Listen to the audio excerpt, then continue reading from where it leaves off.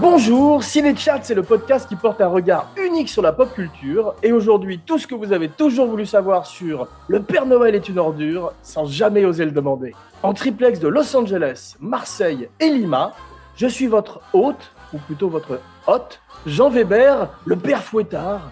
Et mes elfes sont... Jeff Domenech, le podcasteur Gilles Weber est une ordure.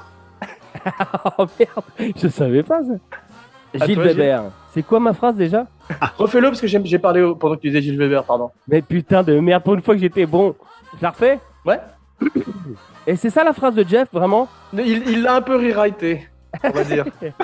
Attends, je bois de l'eau. Je te laisse deviner de la partie qu'il a rewrité. Bon, c'est pas grave, je garderai celle que tu as dite. Fais-moi un cut, lance-moi. Ok. Et action. Gilles Weber, c'est quoi ma phrase déjà? Et bienvenue dans Ciné-Chat. Ravi de vous retrouver, mes cinébodies, pour parler ensemble de ce grand classique de la comédie.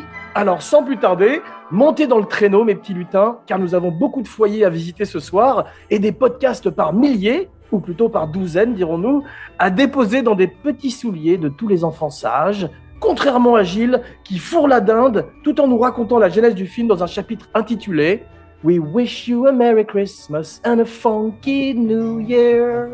Santa baby, just slip a sable under the tree. Je suis censé raconter la genèse de la pièce. Ah oui, pardon, c'est bien ça, c'est la genèse de la pièce, excuse-moi. Ok.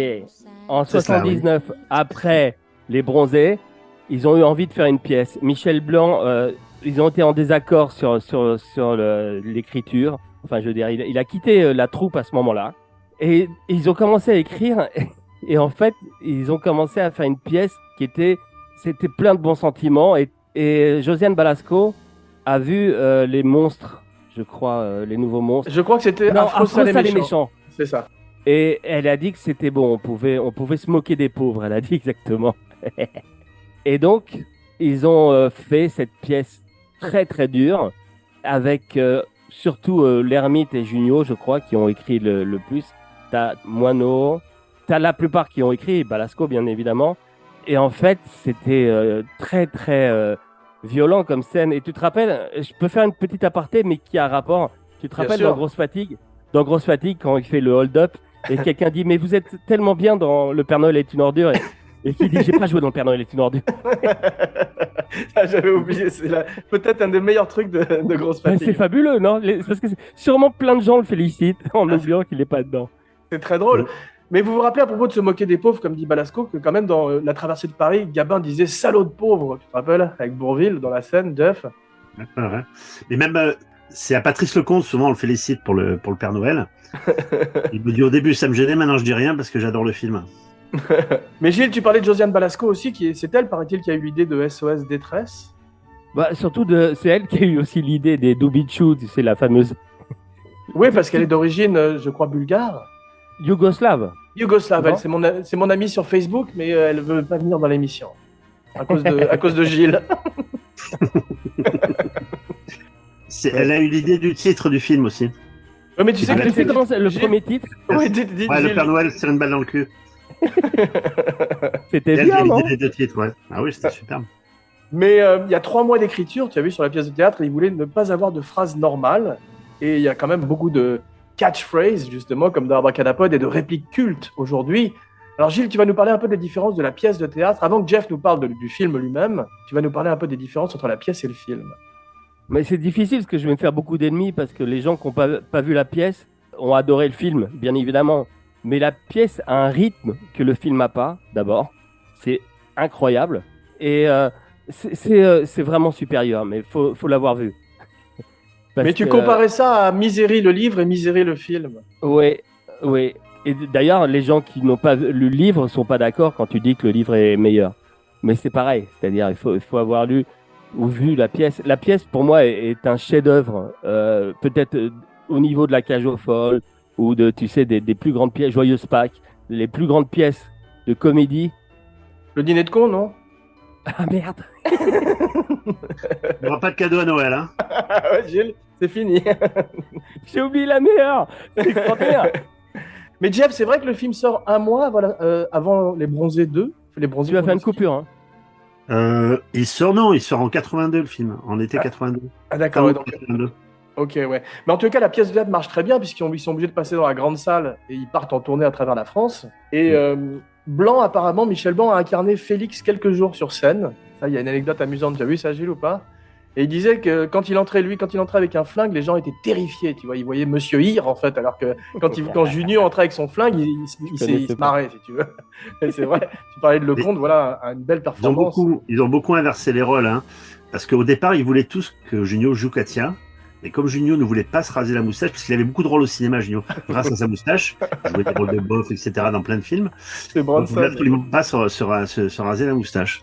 Voilà. C'est Mais incroyable. Katia, c'est Roland Giraud au départ, au théâtre. Avant qu'il soit à la Gaîté Montparnasse, c'est Roland Giraud qui a fait.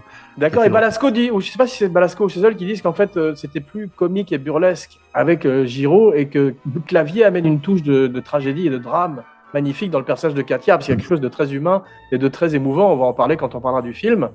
Mais Thérèse est jouée par Balasco au départ donc, ou en tous les cas est prévue pour Balasco, comme tu dis, les rôles sont interchangeables, et Anémone est en froid avec eux, Jeff, tu peux nous expliquer pourquoi?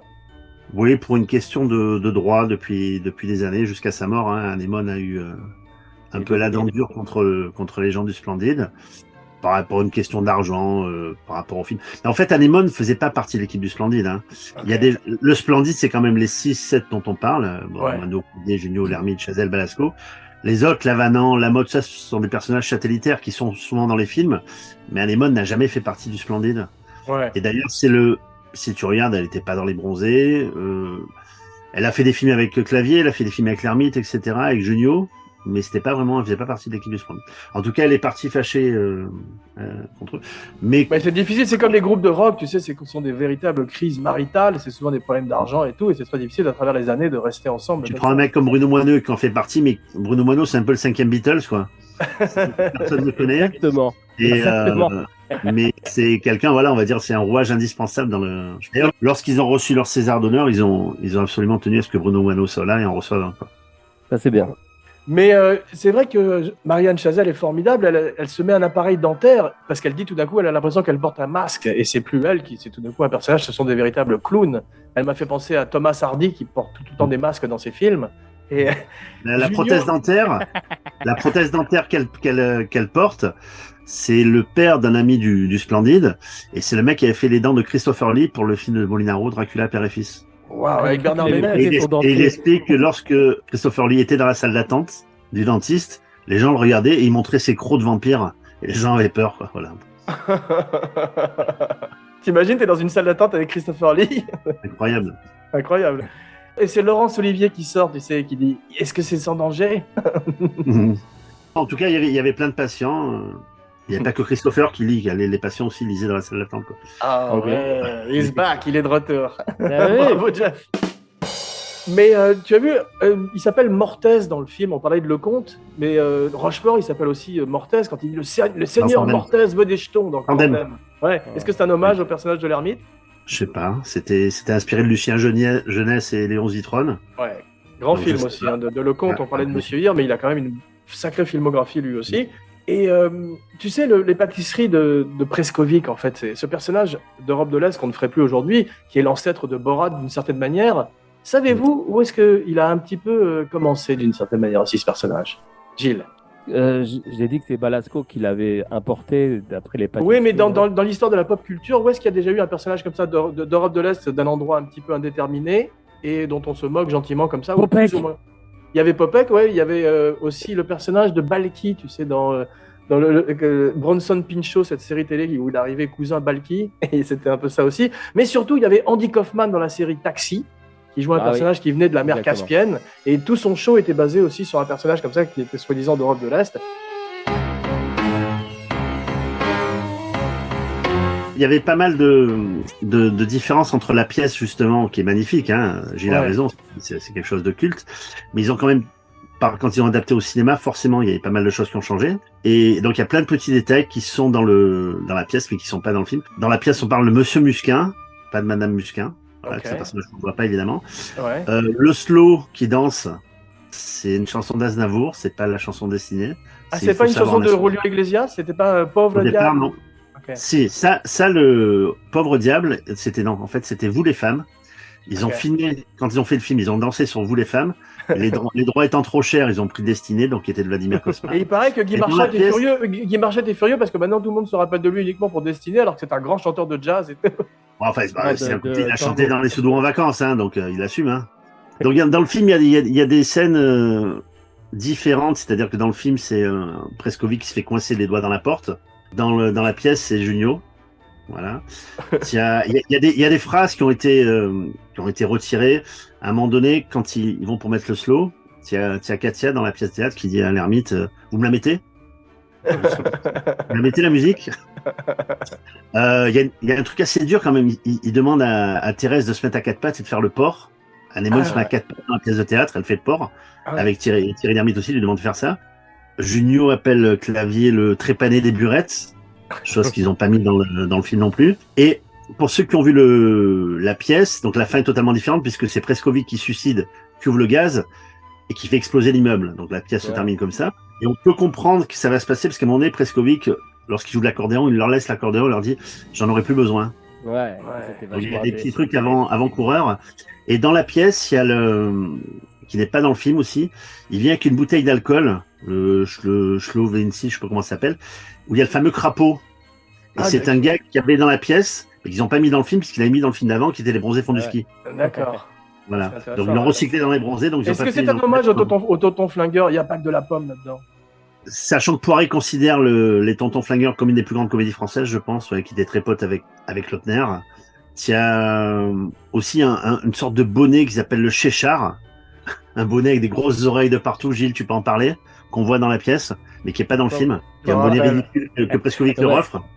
Je me Mais rappelle. ils ont pas- Moi, j'ai une question à vous poser. Quelles sont, d'après vous, les différences entre le film et la pièce? Ou plutôt, est-ce qu'il y a dans le film des apports qui sont meilleurs que dans la pièce? Comme par exemple, on parle de la scène du clairon, tu sais, dans l'escalier. Mais on n'en est pas encore au film. Mais quand on va parler du film, on va voir un petit peu les ajouts par rapport à la pièce. Justement, sans plus tarder, Jeff nous raconte la genèse du film cette fois-ci dans un chapitre intitulé Jingle Bells, Jingle Bells, Jingle All the Way. C'est quoi ton foiré? Très bien. Dites-moi les enfants, qu'est-ce que vous voudriez pour vos étrennes? Un tromblon ou bien un casse de pompier? Hein? Je m'en fiche, j'ai ma trompette. Oh, tu nous casses les oreilles avec ta trompette, donne-moi ça. Oh là là là là. Bon, tu m'as pas demandé de préparer la genèse du film, mais je vais le faire, évidemment. Tiens, et juste un dernier truc, dans la pièce, on voit Junio qui passe par la cheminée. Il tombe de la cheminée carrément, et ce qu'on n'a pas évidemment dans le truc. Et le dernier petit détail aussi, c'est que Pierre offre la bourriche d'huîtres dans le film, et dans la pièce de théâtre, il lui offre la boîte, le Tupperware, où il y a les Spodzi dans les fameux petits gâteaux, les petits gâteaux offerts par Prescovic. Voilà. Bah, la genèse, ils ont pas voulu retravailler cette fois avec Patrice Lecomte, avec qui ils avaient fait les deux bronzés. Et pourquoi? Bonne question. Parce qu'il fallait avoir un état d'esprit un peu différent, je pense, beaucoup plus caustique, comme dirait Prescovic. Et Poiré, en fait, avait fait des films avec Josiane Balasco. Il a fait Les Hommes préfèrent les grosses, Les Petits câlins, son tout premier film. D'ailleurs, dans le premier film de Poiré, Les Petits câlins, il y a Clémentine Autain qui joue dedans, bébé, parce qu'elle était la fille de... Et c'est le producteur, donc, qui était l'oncle de Christian Clavier, Yves Rousset-Rouard, qui voit le potentiel de la pièce, puisqu'il a la cassette vidéo de la pièce, la capture qui a été faite par Philippe Galland à l'époque, et d'ailleurs qui est plein de défauts, hein, la pièce de théâtre. À un moment donné, il y a l'ermite qui appelle, comment elle s'appelle, Marianne Chazelle, Thérèse. Puis il se reprend, il appelle évidemment Josette. Il y a plein de petits détails.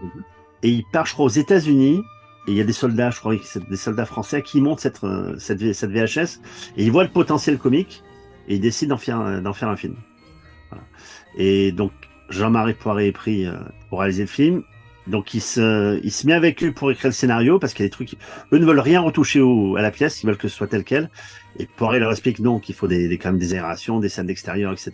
C'est pour ça qu'il y a toute cette intro faite devant le jour de Noël, etc. Le final aux eaux de Vincennes, etc. Tout ça sont des trucs qu'ils ont dû réécrire pour aérer et en faire un film. Voilà. Et puis tout le passage de l'ascenseur avec Balasco qui n'était pas du tout dans la pièce. Le Qui donne un personnage rôle à Velasco Madame Lesquin. a été rajouté. On verra tout à l'heure après sur les scènes coupées. Il y avait même Michel Blanc qui avait un rôle dans le film, mais qui a pas été. Il est juste en voix off au téléphone cette fois-ci. Voilà, donc il y a pas mal, il y a eu quelques scènes coupées de ça. Mais voilà, donc au départ, comment le film est venu, c'était une idée du producteur qui a fait Les Deux Bronzés. Mais eux, comme tu as dit tout à l'heure, Michel Blanc, lui, s'était séparé parce qu'il voulait déjà faire une carrière solo. Il est parti un peu à Patrice Lecomte, faire Viens chez moi, j'habille une copine, ma femme s'appelle Reviens, ça n'a rien à voir, tout ce dans une petite comédie.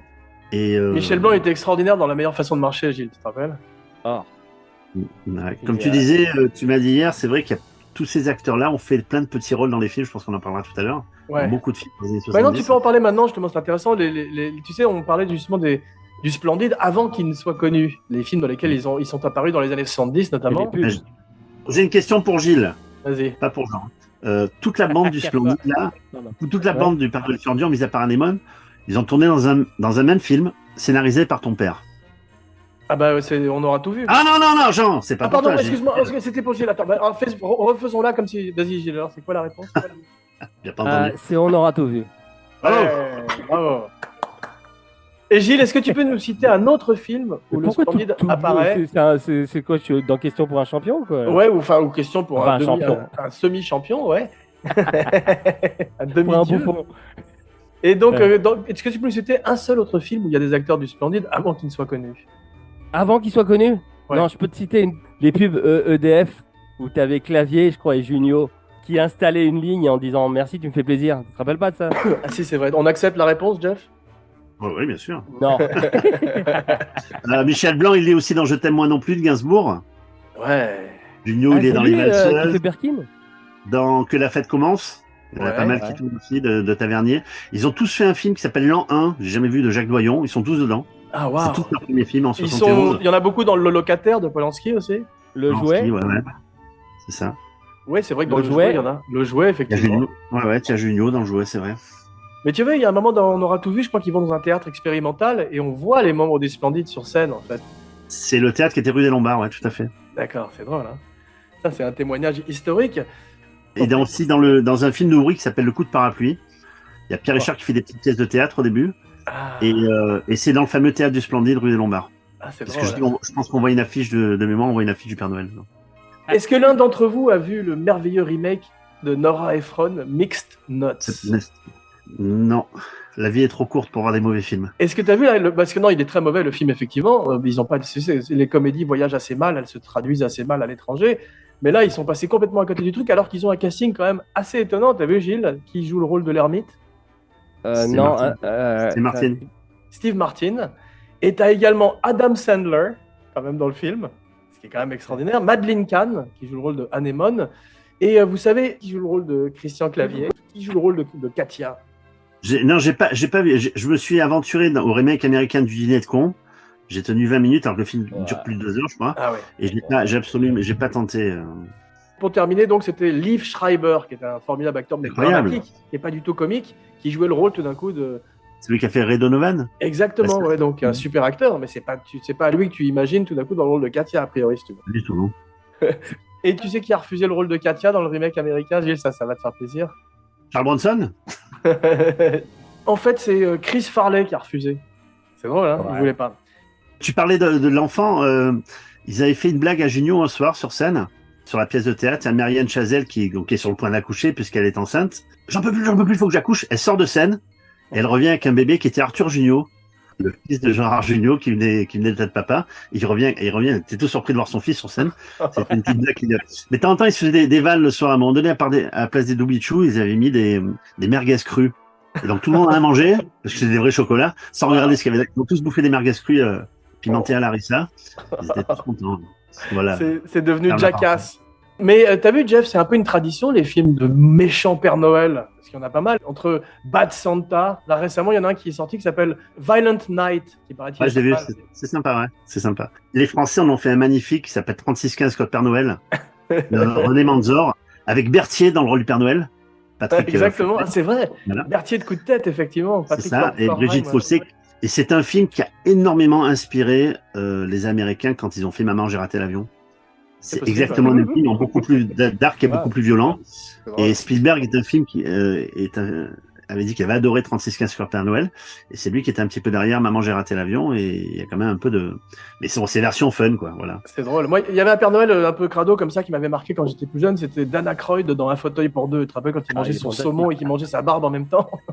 Ouais, tout crasseux, c'est Il vrai. est c'est vrai. mort. Les Pères Noël au cinéma, je me suis un peu renseigné. Ça a commencé le premier, c'est en 1897. Santa Claus Filling Stocking, Wow. le Père Noël rempli des bas. Alors, Ouais. c'était le cinéma muet. En 1909, il y a Griffith qui en avait fait un autre qui s'appelait Un piège pour le Père Noël. Ensuite, il y en a un autre qui s'appelait Le Père Noël n'existe pas de James Parrott, c'est en 1926. Une heure plus Et le- tard, c'est Jeff continue la liste. Waouh. Et le Peu à premier, peu. le premier, Waouh. le premier cinéma, dans le cinéma parlant, film de Ah. Christian Fiac, qui s'appelait L'assassinat du Père Noël, d'Harry Bor. Voilà. Et un des derniers, c'est le Wow. film de Chabat, Waouh. de Chabat, Ah ouais. Santa Claus. Gene Hackman habillé en Père Noël dans le French Connection. Voilà, un beau gros Père Et, Noël. et Christian Juan et Karen Cheryl, j'ai rencontré le Père Noël, inoubliable, Et vous avez vu le film d'horreur qui s'appelle Krampus? Krampus. avec la main, là, comme ça. Ouais. C'est Il y a une énorme. tradition de films d'horreur aussi de Noël qui sont bien. Un de mes préférés, c'est un film finlandais, Jeff, je sais pas si tu l'as vu, qui s'appelle Rare Export. Exportation rare. Et c'est sur des Pères Noël qu'on capture au pôle Nord, et qui sont à l'état sauvage. Et c'est un film que je recommande aujourd'hui, qui est très très bon. C'est quoi? Il y a des Incroyable. Pères Noël en fait? Non, non, c'est parce qu'il y a Il y en a toute une pas partie de la qu'un. il y a toute une partie de la mythologie de Noël nordique, Santa Claus Kinski, qui est beaucoup plus hardcore, qu'on connaît mal. Mais parlons un peu du film. Il y a une musique de Vladimir Kosma que j'avais complètement oubliée, qui est un petit peu jazzy, c'est bordure piano-bar, t'as vu?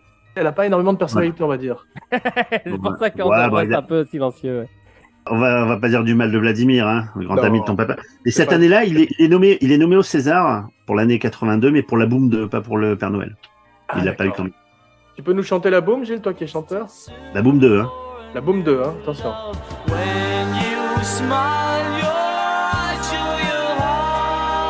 Alors, des très très très grandes répliques, on s'en rappelle tous. Moi, je vous rappelle toutes les répliques du film qui sont devenues cultes. Je ne vous jette pas la pierre, Pierre. J'en ai noté quelques-unes, ça va être une espèce de hit, de best-of. Je n'aime pas dire du mal des gens. Mais en effet, Ouais, il est c'est gentil. Non. Mais moi, ça m'a fait penser, Jeff, tu as une affiche extraordinaire. On va parler un petit peu de l'affiche. Il y avait une affiche de réserve aussi. Ça m'a fait penser à tout un courant d'humour. Harakiri, Professeur Choron, c'est un humour très très noir, très dark. Tu parlais de Affreux, sale et méchant, effectivement, ou L'argent de la vieille, ou ces films italiens. Mais c'est très noir, cet humour. C'est très violent. Ce personnage de Junio, c'est Jeffrey Dahmer quand il se met à découper les gens dans la cuisine. J'avais oublié la Exactement. brutalité des choses. Concernant l'affiche, donc la petite qu'on voit, c'est un hommage au chocolat Meunier. Il y avait une pub avec la gamine qui dessinait chocolat d'accord. Meunier, les séries, des contrefaçons. Et c'est l'artiste Jean Solé qui a fait l'affiche. Ouais. Alors c'est Réserve, Ouais. l'affiche cache derrière lui, c'est celle de Réserve, qui a été faite pour le théâtre. C'est ça. Et celle du Zimmer, c'est Jean Solé. Et Jean Solé, tout le monde le connaît parce que le personnage du guide du routard, c'est le globe-trotteur avec son sac à dos dans le monde. Exactement. C'est lui qui a décidé, ce. Ah, c'est sûr. Ah ouais, non, Voilà. c'est un mec très connu, effectivement. Sachant que le film, à cause du titre, n'a pas pu, ils ont pas pu, quand ils ont fait la promo, avoir les affiches ni dans le métro, ni dans les bus. Ouais. Il y a un truc qui n'était pas dans la pièce, comme tu disais, c'est le passage où Balasco est coincé dans l'ascenseur et où elle fait un petit peu ascenseur pour l'échafaud. Il y a un truc qui est très bizarre, c'est qu'elle remonte une deuxième fois dans cet ascenseur, alors qu'elle a été coincée une première fois. Tu remonterais pas dans l'ascenseur, tu prendrais l'escalier la deuxième fois. C'est pas possible, je trouve. Qu'est-ce que t'en penses, Jean? Ouais, mais c'était écrit dans le scénario, donc elle est obligée. Ouais, Il y c'est a sûr. quand même une chose très très drôle dans cette scène d'ascenseur. C'est la façon, l'ermite, comme il l'insulte, d'une violence. Je sais pas si tu l'as revu ou pas. Comme Si, il bien sûr, mais l'insulte. ce que j'aime beaucoup aussi, quand même, c'est la trompette dans le fond. Pendant que l'ermite est au téléphone, on entend cette voix off. Avec Mais ouais, non, comme mais des c'est- barrissements d'un éléphant qui meurt au lointain. Mais c'est- Ça Moi, fait penser à ça. ça, c'est une scène qui est un plus par rapport à la- Exactement, pour répondre à ta question précédente. D'ailleurs, par rapport à l'ascenseur, il y a un petit défaut dans le film, parce qu'ils sont au dernier étage SOS Détresse. Ils sont au dernier étage de l'immeuble. Et quand Preskovic arrive, je suis descendu, vous apportez des gâteaux. Alors, soit il vit au grenier, le mec, Exactement. et non, en fait, il vit dans le c'est un petit défaut. Mais t'as vu, pour terminer sur l'ascenseur, quand ils manquent de se faire broyer, c'est comme Emilio Estevez dans le premier Mission Impossible, t'as vu? J'ai cru qu'ils allaient s'empaler sur l'ascenseur. Donc, ils ont tourné ça en studio, mais ils ont aussi tourné ça dans une vraie cage d'ascenseur. Junio crie comme personne, tu sais, dans tous les films où il y a Junio, t'attends le moment où il va crier, c'est comme on parlait de En Tom papier, Cruise. tout ça. Tom Cruise, t'attends le moment où il va courir, tu vois, Pacino, t'attends le moment où il va danser, Junio, t'attends le moment où il va crier. T'as vu, à la fin, au zoo, quand il crie comme les lions ont peur, c'est lui le roi de la jungle. C'est Junio. Junio, le roi de la jungle. Michel Blanc crie incroyablement aussi, pour que tu saches. Il y a un truc qui est très drôle, c'est comme la famille de Clavier l'appelle Charles Bronson, l'appelle Bronson tout le monde, et on voit même une affiche de Bronson avec un film produit par Irving Winkler et Bob Chartoff. Chartoff, c'était un ami de notre père, Gilles, un type merveilleux. L'évadé. Il avait produit Rocky. Ah ouais, quel est le film justement? Je voulais te demander, Jeff. Il y en a deux. Il y a Justicier dans la ville numéro 2 et L'évadé. Ah d'accord, ok, c'est drôle. Il y a deux films de Bronson. C'est un ancien théâtre qui s'appelait le Gaieté Boulevard, qui est D'accord. devenu une boîte homo, le Scorps. On parlait de Michel Blanc qui arrive quasiment à créer un personnage off au téléphone. Il y a aussi Daroussin, non? J'ai reconnu sa voix. Dans la voix off. Ouais, Ouais, tout à c'est fait. ça. Ouais. Ah, c'est drôle. Et savoir que il y a une scène dans le film, tu sais, c'est le premier qui téléphone, le mec qui se suicide quand elle lui dit appuyer sur le bouton. Tu te rappelles? Ouais, On voit une scène où le mec est dans Bien une sûr. cabine téléphonique. bien sûr, c'est Puis son- dark ça. Et en fait, cette scène, c'est l'intro de la pièce de théâtre. Et c'est D'accord. Junio qui arrive de dos. Junio qui arrive par les rangs des spectateurs. Il monte sur scène. Et c'est lui qui prend le combiné téléphonique avec son flingue. Appuyez sur le bouton, monsieur. Il se met une non, balle. C'est La très, pièce très, commence très comme ça. dark, ça met effectivement un ton au La début pièce de la commence comme ça. Dans les scènes coupées, on explique pourquoi il a un flingue, Junio, dans le film, parce qu'il n'est pas censé avoir un flingue. Et en fait, il va boire un verre dans un bar. Et il parle à un mec, on ne voit pas le barman parce que c'est un nain, en fait. Et il profite que ce soit un nain, il passe derrière lui, et il met la main dans le tiroir caisse et il tire un peu de pognon et le flingue. Il y a un truc que j'avais oublié qui m'a fait rire, Jeff, c'est à quel point le cloug est lourd et qu'elle préférerait porter Junio que porter le gâteau. T'as vu? Parce qu'il pèse une tonne, ce gâteau. En plus, et il y a une grande réplique aussi, c'est quand Chazelle dit, parce que le gâteau se met à fumer quand on essaie de le découper, il dit « Oh, le gâteau, il a pété !» C'est horrible. Je vais voir ce truc. Elle en fait beaucoup, hein, Chazelle. C'est vrai que c'est quand même la comédia dell'arte. Entre elle et Clavier, il y a des scènes où on se croirait dans un film de Almodovar, un petit peu avant l'heure, avec les couleurs Il a de criardes. la cagoule, c'est Balasco qui l'a donné. Ah ouais, ouais. Et il paraît que c'est un personnage inspiré par une véritable SDF qui habitait dans le quartier de l'Ermite. Balasco, pour son look à elle, Madame Musquin s'est inspirée de Simone Veil. C'est pour ça qu'elle a ce chignon-là. C'est C'est vrai. vrai qu'elle ressemble à Simone Veil dans le film. Ouais.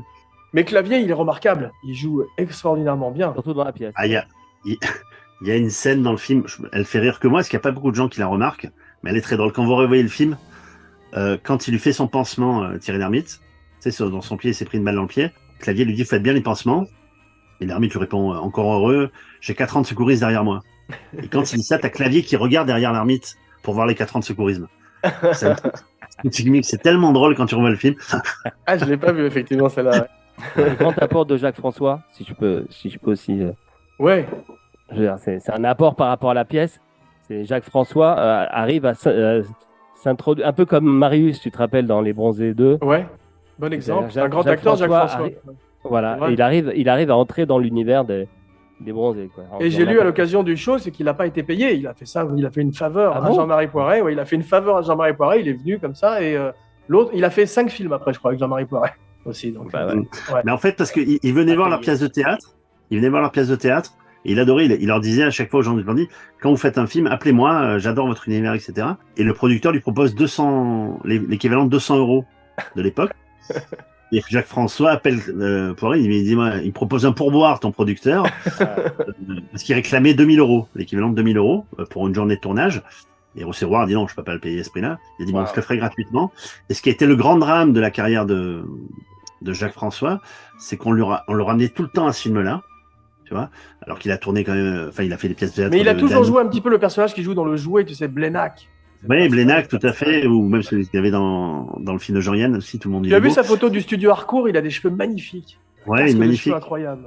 Mais quand il jouait du Harold Pinter sur scène, tu vois, Ouais. et il a dit à cause de toi, Jean-Marie, à cause de ce putain de réplique, le fameux c'est de la merde, parce qu'il faut savoir le dire, ça, hein, quand tu revois le film, et c'est une réplique en fait qu'il a piqué à Lamotte, je t'expliquerai tout à l'heure, qui était dans le scénario aussi, et il me dit, je vais jouer du Pinter sur scène, et les gens à la sortie, quand ils me demandent des autographes, il me dit c'est de la merde, c'est de la merde. Et donc voilà, j'en suis réduit à ça, toute ma vie, on va me ramener à ça, alors qu'il a fait du Guitry, du Pinter, du Jean Anouilh, etc. Ah bah c'est Et en fait, c'est comme Ned Beatty à qui on disait tout le temps vas-y fais le cochon alors qu'il avait quand même fait C'est plein de ça. trucs. Cette réplique de c'est de la merde, elle était prévue pour Lamotte, parce qu'à un moment donné, il y a, comment il s'appelle, Prescovic, qui lui file un doubichou, et il mange un doubichou dans la cage d'escalier. Il dit, mais c'est de la merde! Il m'a fait manger de la merde! Ça, c'est la réplique de Lamotte. Et en lisant le scénario, Jacques François dit non, je veux le dire moi, ça. Donc il a pris ce dialogue-là, et il l'a ramené dans la pharmacie, quoi. Mais il faut le dire, la merde, il est magnifique, hein. Le dialogue est exceptionnel parce qu'il est simple. T'as vu, il y a pas d'argot, il y a pas de jeu de mots, contrairement à Abracadapod. Et c'est pour ça que c'est intemporel. Et Voilà. un peu comme le dialogue de notre père Gilles, qui a aussi cette simplicité et qui cherche pas justement à être trop dans l'air du temps et qui joue plus la situation. Et c'est pour ça que c'est assez indémodable d'une certaine manière. Tu nous as décrit ça avec brio. Ça, j'adore. Et j'aime beaucoup aussi comme Marianne Chazelle dit le titre du film. Je pense qu'on devrait donner des points bonus quand le titre du film est prononcé pendant le film. Et Marianne Poulet. Chazelle, à un moment, dit « Le Père Noël, c'est une ordure », elle dit, tu vois. Presque le titre du film. Ouais. Comme Adieu Poulet à la fin. Et c'est drôle comme on appelle, je crois, Anémone Madame SOS, tu sais, il l'appelle, dans le café et tout, c'est son surnom, quoi. Et elle est un peu alcoolique, tu as vu dans le film, elle boit un verre cul sec et après elle demande à Fernet Branca, donc il nous parle des personnages en sous-texte aussi, et ça c'est le travail des acteurs et du scénario qui est fantastique et qu'ils ont répété pendant des mois, en tous les cas, au théâtre, avant de le faire au cinéma. Le personnage de Thérèse, d'ailleurs, dans la pièce de théâtre, c'est l'ancienne femme de Katia, de Clavier, qui s'appelle Jean-Jacques dans le film. À propos de Clavier de Katia, la danse avec l'ermite est un grand moment quand même. Ça aussi, c'est un grand moment de cinéma. Et j'adore les gens qui dansent dans les films. Clavier danse incroyablement. Clavier danse très très bien, effectivement. C'est drôle, hein? Il a Ouais. un sens du rythme incroyable. Comme Pacino ou comme Sam Rockwell. C'est des grands Ouais, c'est danseurs. des types qui dansent très bien. Tu sais, celui qui danse très bien aussi, c'est le mec qui joue Loki dans Thor, Tom Hiddleston. Tu regarderas sur Ah oui. YouTube. Ouais, Il danse c'est vrai. incroyablement bien. C'est très drôle aussi avec tous les sketchs au téléphone quand le mec lui dit vous me conseillez de me noyer, quand il dit vous avez touché le fond, maintenant il faut remonter, tu vois, vous me conseillez de me noyer. À chaque fois, c'est façon. Les gens comprennent toujours mal les conseils qu'on leur donne. Et Junio, c'est à un moment s'évade d'un hôpital psychiatrique parce qu'il y a une espèce de camisole, c'est Michael Myers en fait, t'as vu, c'est Halloween quoi. D'abord, il Ça, fait un il- boulot miteux. Ce que j'essayais d'expliquer, c'est qu'au départ, il est, tu sais, entraîneur. Je sais pas comment on dit, tu sais, dans la rue, où il dit pigalos, tu sais, pour faire Aboyeur, venir ouais, c'est ça, ouais. Voilà. Comme sandwich, parce qu'il a ses panneaux là comme ça. Ouais. Et d'ailleurs, il s'est fait dégager puisque les gens ils ont tourné ça un petit peu en caméra cachée. Hein. Il Ça s'est se voit, fait- d'ailleurs. il s'est Ouais, ouais, fait un bien peu sûr. choper, ouais, bien sûr. Ouais. Et d'ailleurs, ils ont arrêté d'appeler ça le Père Noël est une ordure sur le clap.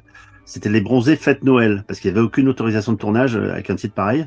Ouais. Donc ils ont écrit les bronzés fêtes Noël et là toutes les autorisations étaient. Il y a un truc qui est totalement inutile dans le film, c'est le lapin. Et cette vision rouge du lapin, en Wolfen, on n'a Ouais. pas besoin de ça, quoi. Est-ce que c'est eux qui ont inventé, il n'y a pas marqué quelque chose sur le front? Il n'a pas marqué tabac. Marqué tabac. Mais là, il dit, il n'y a pas marqué aussi autre chose sur le front, là. Et c'est eux qui ont inventé cette expression, j'ai l'impression. Je sais pas s'ils l'ont inventé, mais ils sont bien servis en tout cas.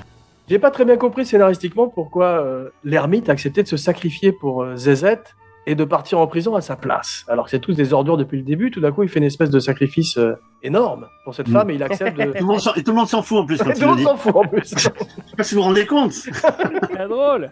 C'est très drôle. Mais ça m'a fait penser à quelque chose, ce mélange presque de film d'horreur avec l'autre qui découpe un truc en cuisine et de burlesque avec Katia et tous ces personnages, à un film qui s'appelait, et qui est tiré également d'une pièce de théâtre qui s'appelait Arsenic et Vieille Dentelle, où tu avais d'un côté Ouais. Cary Grant, de l'autre tu avais un type qui jouait Frankenstein, tu avais Peter Lorre, et tous ces gens se mélangeaient dans une comédie qui mélangeait justement l'humour noir, la parodie presque de films d'horreur qu'on a ici, tu vois. Et ça, j'aime bien ce mélange que très peu de gens ont réussi, et en particulier en France.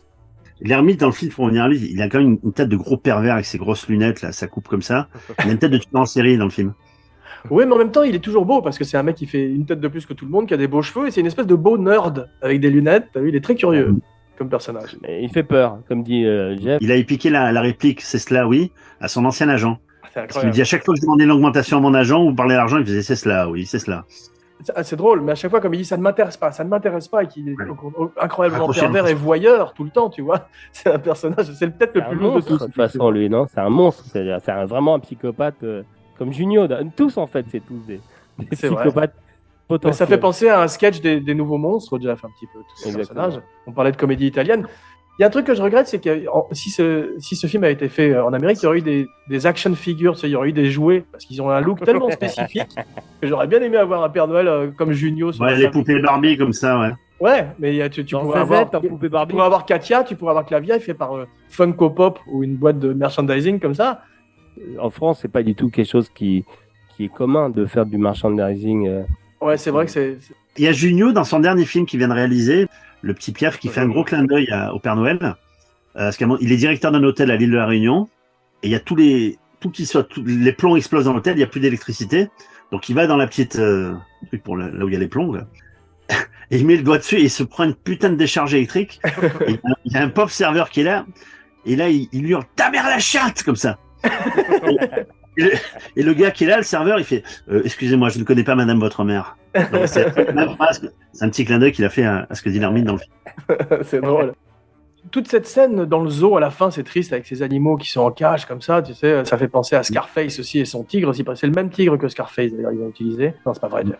Moi aussi, j'ai tourné dans un zoo avec un travelot, avec Legitimus dans le Pharmacien de garde. Avec la fameuse voix qu'on entend. Exactement. Moi, c'était pas un tigre, c'était une biche. C'était un hommage à Louis de Funès. Ouh, ma biche. L'autre fin du film qui a pas été, qu'on n'a pas vu. Fin alternative, en fait, c'est ils vont dans une église, Thérèse et Pierre, et le curé est joué par Michel Blanc. Et Thérèse se confesse en disant évidemment toutes les horreurs qu'ils ont fait. Et t'as le curé qui dit c'est cela, oui. Et le curé qui est joué par Michel Blanc va à la sacristie, prend le téléphone, appelle les flics. Et là, t'as toutes les unes de journaux. Donc tu vois, style Libération qui écrit le travesti en thème grève de la faim. Le centre de secours moral était un abattoir. En fait, toutes les unes de journaux comme quoi ils ont été arrêtés. Et tu les vois tous dans les box des accusés, avec marqué une belle brochette d'assassin, un truc comme ça. Et le film se termine comme ça. En fait, ils ont tous arrêtés par les flics. Wow. Mais là, cette fin n'a pas été retenue. Ils ont préféré celle du zoo. Vous êtes des très très grands spécialistes de films d'horreur, des spécialistes mondiaux. Ce n'est plus aux cinébuddies que je m'adresse maintenant, mais aux spécialistes de films d'horreur. C'est beau un zoo la nuit, comme dit Boringer. Il n'y a jamais eu de film d'horreur dans un zoo la nuit ou désaffecté. Loup-garou de Londres, il y a une scène dans le zoo, non? Oui, je vous parle pas d'une scène comme le repère du pingouin dans Batman Returns. Je vous parle d'un et là, film. j'allais répondre. Vas-y. Bon, si tu parles d'une scène, tu sais le film avec Eric Bana, tu sais, sur le diable, où tu as une très très bonne scène de zoo. C'est un mauvais film, tu sais, délivré-nous. Mais moi, je te parle quoi. tu vois, il y avait un film de Tobe Hooper qui s'appelle Fun House, qui se passait intégralement dans une fête foraine. Tu as une série où tu as un zoo, où s'échappent les animaux et qui attaquent les gens, et c'est un film d'horreur. Une série d'horreur. Tu connais le titre? Zoo, je crois. L'homme du Picardie. L'homme du Picardie. Christian Barbier. En faisant des recherches, je suis tombé sur la feuille de service du film. Et à l'époque, tu te souviens qu'ils n'avaient pas tellement accepté le titre Les Bronzés parce qu'ils trouvaient que ça faisait raciste. Je sais pas si tu as entendu parler de ça. Si, c'est vrai. Et bien pourtant, et quand tu lis, alors c'est bon, maintenant il y a prescription, il y a 40 ans. Tu sais, la scène du début, tu as Junio qui rentre dans une boucherie, d'accord? Et la comédienne qui joue la bouchère s'appelle Isabelle Iseux. Et donc tu vois sur la feuille de service, la bouchère Isabelle Iseux. Et après il sort la boucherie, il passe devant une épicerie et il pique une clémentine. Au moment où il y a l'épicier qui est là. Et l'épicier est joué par un comédien maghrébin qui s'appelle Hamzal. Mais là où il y a marqué le nom de l'actrice avec marqué Bouchère, là où il y a marqué Hamzal, il n'y a pas écrit épicier, il y a marqué l'arabe. C'est le mec joue le rôle de l'arabe. Alors évidemment, aujourd'hui, tu pourrais plus lire ça, mais dans la feuille de service, c'est ce qui est... C'était 40 ans, donc c'était une autre façon de... Ouais. Là, on peut peut-être faire une petite aussi déviation en parlant du fait que regarde les seins, la fille qui a les seins à l'air, tu sais, de réserve sur la fiche, sur un poster de la pièce. Il y avait vraiment un traitement des femmes. Je veux dire, par exemple, toutes les actrices dans les années 80 devaient montrer leurs seins, que ce soit Sophie Marceau, Valérie Caprice. Je veux dire, toutes les actrices. C'est vrai. C'était une autre époque. C'est exact. Tu sais, quand tu parlais de la musique du film tout à l'heure, à un moment donné, il y a un plan sur l'affiche de la pochette de Cosma destinée. Et ça, Poiré l'a filmé en salle de montage, puis ils ont dû changer la musique à la dernière minute. C'est drôle. Et concernant rappelez tous le tableau que Thierry Lhermitte offre à Anémone, c'est le fameux tableau avec le porc, etc. Savoir que c'est Willy Holt, le chef décorateur qui avait peint ce tableau.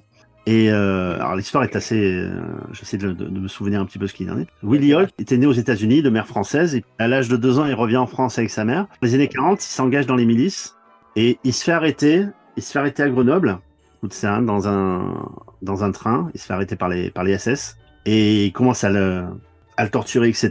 Et il se rend compte qu'il est circoncis, alors qu'il est circoncis cliniquement, il n'est pas du tout juif ni rien. Il voit ça, donc forcément, il envoie à Auschwitz, le mec. Et donc, il est torturé, etc. Et comme il sait bien dessiner, etc., les nazis s'en servent. Et il écrit des panneaux, style interdit, etc. Il voit qu'il sait dessiner, etc. Et il y a un des capots polonais qui a une carte postale. Alors, c'est un lien avec le tableau. Hein. Il lui a dessiné cette carte postale. Et c'est un village bavarois avec un clocher. Et grâce à ça, le fait de dessiner, il a arrêté d'être dans les camps, etc. Et ils l'ont gardé comme prisonnier. Et donc il n'est pas mort, il n'a pas été tué.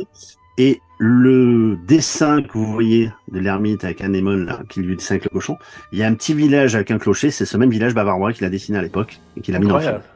Je savais pas du tout. Voilà. Ouais. Belle histoire. Donc c'était un peu long, mais...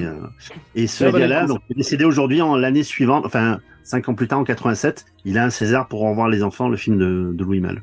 C'est une très belle histoire. Il y a un dernier petit truc, il y a la script du film, Sylvain Dondo, avait quand même travaillé avec Laurel et Hardy sur leur dernier film, Atolka, qui avait été tourné en France. Elle avait bossé avec Tati, Polanski, Alain René, et elle avait fait le dernier film de Laurel et Hardy avec Suzy Delver qui avait été tourné en France, et il y avait un plan qui était tourné à Marseille, qui s'appelait Atolka. Donc voilà, cette dame avait bossé sur le Père Noël du Fur dur et avec Laurel et Hardy. Incroyable. T'imagines dans un Et- CV avoir ça, c'est... Tu parles de la peinture de la pièce ou du film? Du film. Ok, celle de la pièce a été rachetée par Jean-Claude Dreyfus, bizarrement. Ouais. Ouais. Grand amateur Voilà. de porc. Les critiques du film, ils l'ont massacré. Hein. Le film est une insulte au cinéma et aux spectateurs, vulgaire et éculé. Ça, c'est Georges Charanchol qui avait dit ça. Le Nouvel Obs avait marqué personnage et situation dont on fait le tour en 5 minutes. Une catastrophe. Et il y en a un, et Thierry Lhermitte s'est vengé de lui bien plus tard. Un gars s'appelait Marc-Georges Benamou. Ils avaient tous interviewé, etc., qui était un proche de Mitterrand. Et il avait, mais massacré, il avait dit, la comédie horreur du vide, et l'équipe du Splendide remplit ce vide. Enfin, il massacre le film. Et quelques années plus tard, quand Lhermitte fait un film qui s'appelle Nuit d'ivresse, qui est assez drôle, il va dans une soirée où il est complètement bourré avec Balasco. C'est une soirée un peu guindée, où il y a pas mal l'intelligentsia parisienne est là. Et Lhermitte voit, tu vois là, ce gars-là, c'est un critique de film, c'est Georges-Marc Benamou. Ce mec trempe son stylo dans sa propre merde. Et il va face à lui, il commence à se chauffer un peu. Il lui dit, Benamou, un jour, je vais te tailler les oreilles en pointe. Et tiens, Lhermitte qui part en cuisine, il prend un ciseau, il vient, il lui coupe les oreilles au mec. Dans le film. Non. Dans le film. Ah, dans le film, on est resté vraiment très Ouais, je crois que c'est dans la vie. Dans le film Nuit d'ivresse, c'est je dis, drôle et nous, on il est- était terrorisés. il est complètement bourré, l'ermite. Il lui dit, un jour, je vais te tailler les oreilles en pointe, Georges-Marc Benamou. Et il va dans la cuisine et il lui chope les oreilles, voilà. C'était pour se Incroyable. venger de ce mec-là qui, quelques années avant, les avait massacrés. On n'a pas parlé de Jean-Marie Poiré, on s'en fout? Ouais. Oui.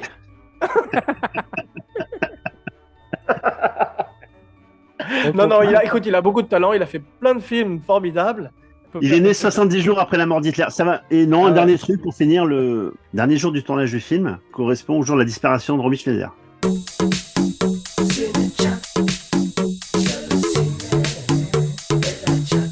Bien, merci mes cinébodies. J'ai les joues roses de bonheur à cause du froid et de la joie d'avoir passé ces fêtes et cette fin d'année en votre compagnie.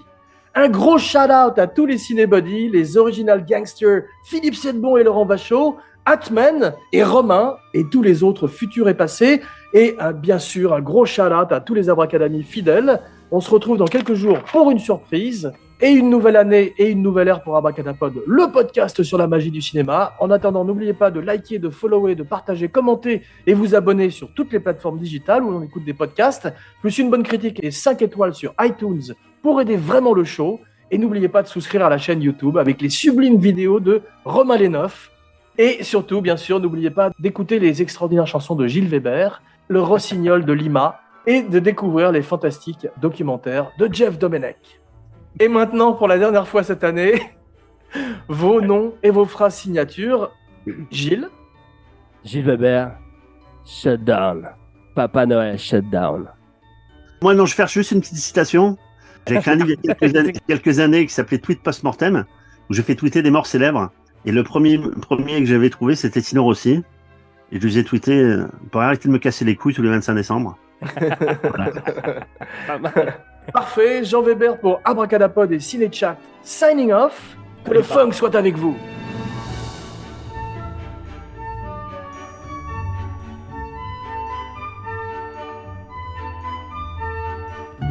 Que disiez-vous? Et bienvenue dans Cinéchat. Ok. Vous êtes prêts, les amis? Une longue intro et après, c'est à nous. La la la la la la la. Mais